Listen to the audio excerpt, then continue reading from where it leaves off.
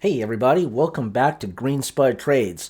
In today's video, I want to tell you about this awesome new small YouTube channel I discovered called the Food Fund. What I like about this channel is that it's short, quick, fundamental analysis videos about food-related companies. It covers restaurants, food products that you'd see in the grocery store aisle, food conglomerates, pretty much everything related to the food industry. You could find a video about that on this channel. So in this episode, I want to do a little review and reaction to the video that they have on the Oatly stock, because I've got some Oatly milk right here. I didn't even know that this was a publicly traded company, but this is one that I found out about by looking at this channel. So watch this video for the very first time with me, and let's learn something about Oatly stock today. But before we do that, let's pull up the Oatly chart and we'll see what their stock trading looks like. Maybe it's a really great stock.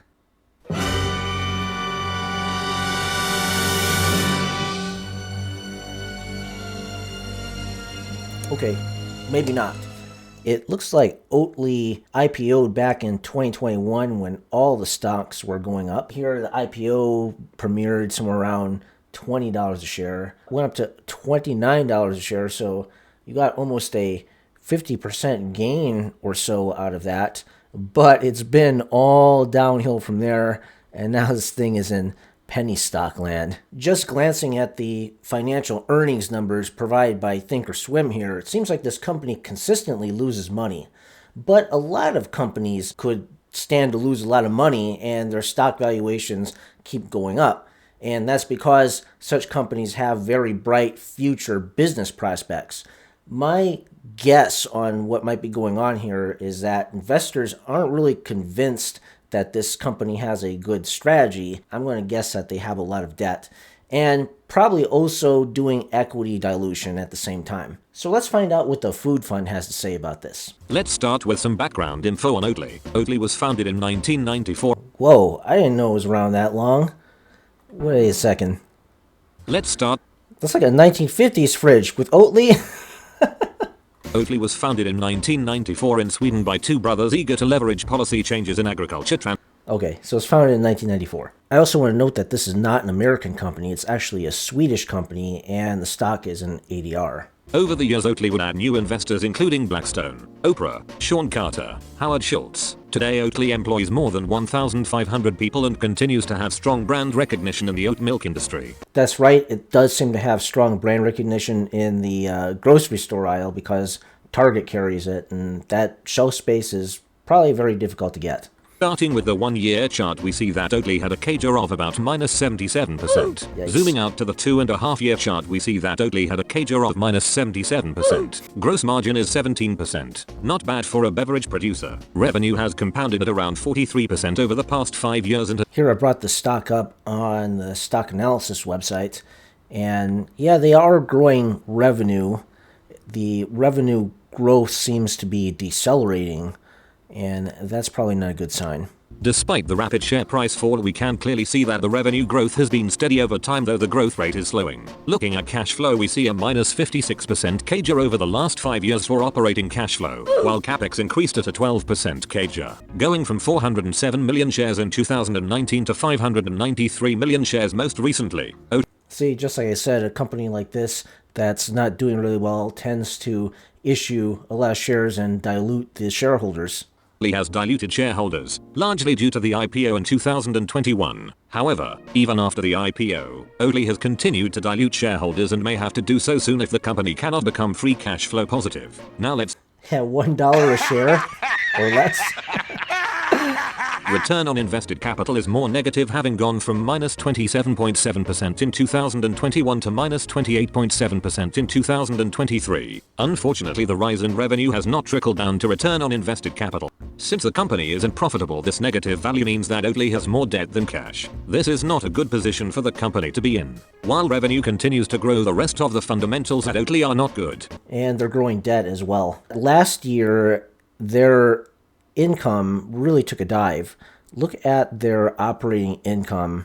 It just keeps going down. One thing I want to point out is this other operating expenses line. This is really interesting here. There's a $214 million, it looks like an unusual hit that they took. And if you go to their SEC filing, which is the 20F, you can see this here, other operating income and expenses, and it explains what that is down here. So a large part of this hit was caused by a discontinued production facility that they were going to build in the United States.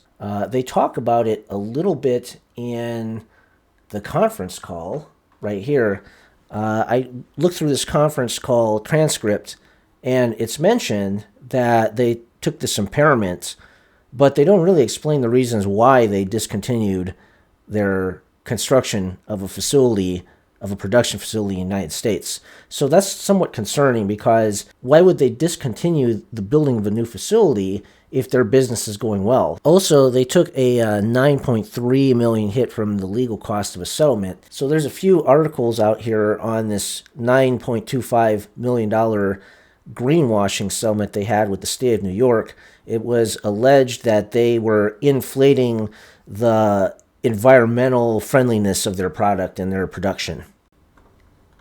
To grow. The rest of the fundamentals at Oatly are not good. In any event, should it be added to the portfolio? Before sharing my final thoughts on that, please click the like button and let YouTube know that you like the content. So I'm guessing that the Dividend Fund channel manages some type of portfolio of food stocks. It would be interesting if he did more videos that show regular updates about what's in the portfolio and kind of what the weightings are of those different stocks. I just think that would be interesting to find out. Subscribe and click the notification bell to make sure you catch the latest videos. Your continued support means so much to the Food Fund. Now, let's get into my final thoughts. Okay, let's go to the spreadsheet and write out some key values for Oatly. It is a beverage company with a gross margin of 17%. The 5-year revenue per share CAGR is 29%, and the So I really like this format that the Dividend Fund channel takes, in that it tells you a little bit about the stock, goes through some financial analysis, and then does an overall evaluation of all of those financial metrics. 5-year free cash flow per share CAGR is -22%. Again, good revenue growth but excessive spending leading means that Oatly has debt in excess cash and isn't profitable. So from a fundamental standpoint, Oatly looks bad. Now let's switch our attention over to valuation. Oatly isn't profitable, so we cannot calculate its value relative to the S&P 500. Likewise, the price to earnings growth, or PEG ratio, is not calculated for this company due to its unprofitability. Now let's hear what new CEO Jean-Christophe Flatin had to say in the recent earnings report. I am pleased with the progress that we made in the third quarter. Our profitability exceeded our internal expectations and improved sequentially in each segment. Don't they always say something like that? We have decided to discontinue construction on the third production facility in each of the 2 segments. Okay, so the Dividend Fund does address that production facility charge here in the video.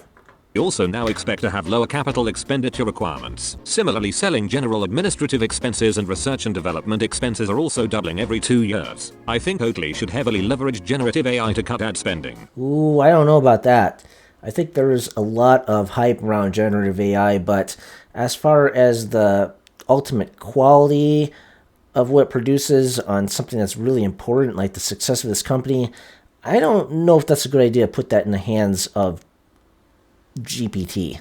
For now, it is way too risky for me. I will pass on adding it to the watch list. Many thanks for watching. Well, that video was fun to watch, but here is one big thing that I think is going to be a negative for the oat milk industry in general. This product contains 7 grams of added sugars. I think one of the reasons that people would want to drink oat milk is because it's kind of a health-conscious product, but it's also getting around now. People are becoming more aware about the dangers of sugar and added sugar. And when I noticed that, I actually don't drink as much Oatly oat milk as I used to. Instead, now I'm getting this this Natural Bliss oat milk, which is unsweetened, whatever the heck that means, but it doesn't contain any added sugar in it. I can't taste any sugar in it either. Hopefully they don't add something else to it.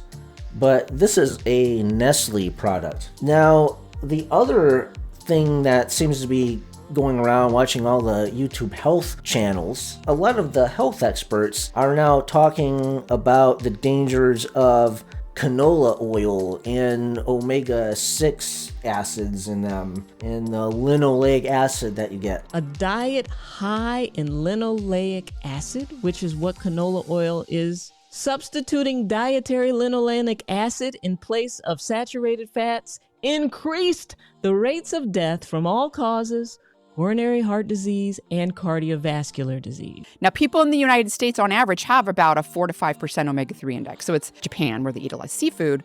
Their omega-3 index is like 10%. So, and they have a 5-year increased life expectancy, by the way. Oatly uses an ingredient called rapeseed oil. This other brand of oat milk by Nestle uses canola oil, and those are two things that, I don't know, some people on the internet are saying are bad for you. I'm not really convinced of that yet, but it's probably going to affect the sales of products like these. Yeah, another thing interesting about Oatly is that it says that it's free of glyphosate, and I guess that's a good thing.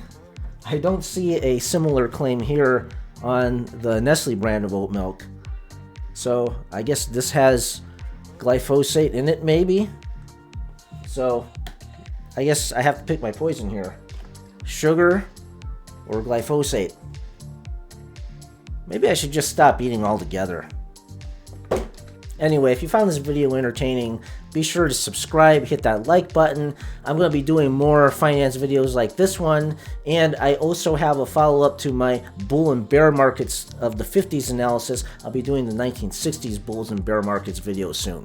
So stay tuned for that, and I'll see you in the next video.